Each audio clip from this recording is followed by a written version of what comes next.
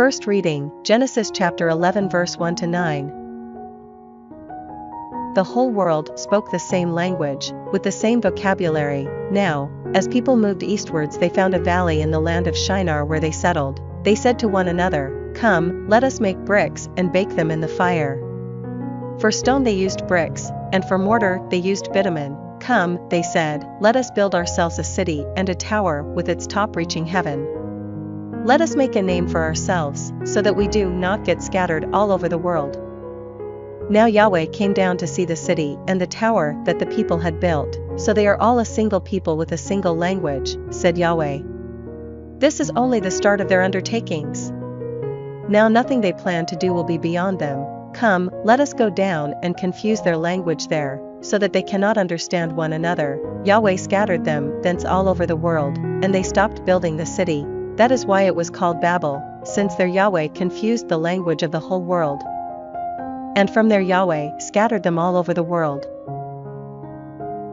Responsorial Psalm, Psalms chapter 33 verse 10 to 11, 12 to 13, 14 to 15.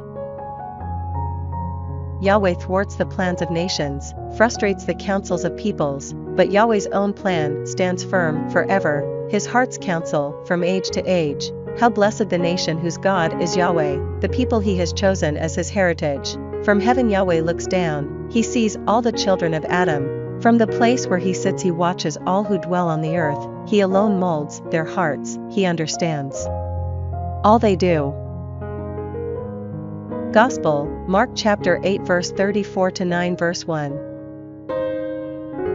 He called the people and his disciples to him and said, "If anyone wants to be a follower of mine, let him renounce himself and take up his cross and follow me.